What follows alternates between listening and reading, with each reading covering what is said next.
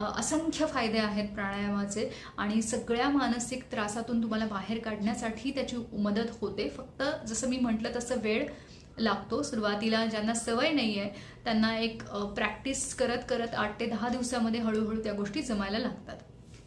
तर आज आपण जे पंचेंद्रियांबद्दल बोलतोय त्याच्या आधी आपण प्राणायाम करून घेतला आणि मग आता आपल्याला आपल्या 5ही इंद्रियांवरती लक्ष द्यायचं. सगळ्यात आधी आपले डोळे उघडे ठेवून आपल्या आजूबाजूला काय आहे ह्याचा आपण अगदी छोट्या छोट्या गोष्टी म्हणजे ज्या ज्या वस्तू आहेत आजूबाजूला त्यांचा रंग कसा आहे किंवा त्यांचं टेक्स्चर कसं आहे, त्या दिसत आहेत कशा, अगदी तिथे आपल्याला कुठलंही जजमेंट करायचं नाही आहे. म्हणजे जणू काही त्या वस्तू आपण सगळ्यात पहिल्यांदा बघतो आहोत. आपल्या समोर एखादी बॅग आहे तर ती बॅग आहे असं न समजता ती फक्त एक वस्तू आहे, आपल्याला दिसतीये. त्याच्यावरती डिझाईन कसं काढलंय, त्याचा रंग कुठला आहे, त्याचं कापड कुठल्या पद्धतीचं आहे किंवा त्याचा आकार कसा आहे, त्याची उंची कशी आहे, ह्या सगळ्या बारकाव्यांकडे आपल्याला आपलं लक्ष द्यायचं आहे. आणि तिथे कुठलंही जजमेंट द्यायचं नाही आहे किंवा कुठलंही चांगलं वाईट असं त्याला काहीही आपल्याला तोलायचं नाही आहे.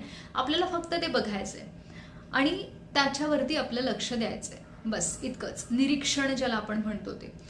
आता डोळ्यांनी बघणं आहे, त्याच्यानंतर मग आपण कानांनी ऐकणं आहे. कानांनी ऐकताना आजूबाजूला जे जे अगदी छोट्यातले छोटे आवाज असतील ते जे आवाज येतात, काही आवाज कर्कश असू शकतात, त्रासदायक असू शकतात, पण तरीसुद्धा आपल्याला खूप तटस्थपणे या आवाजांकडे बघायचं आहे. आपल्याला तिथे कुठल्याही भावना अटॅच करायच्या नाही आहेत, फक्त निरीक्षण करायचं आहे त्या आवाजांचं.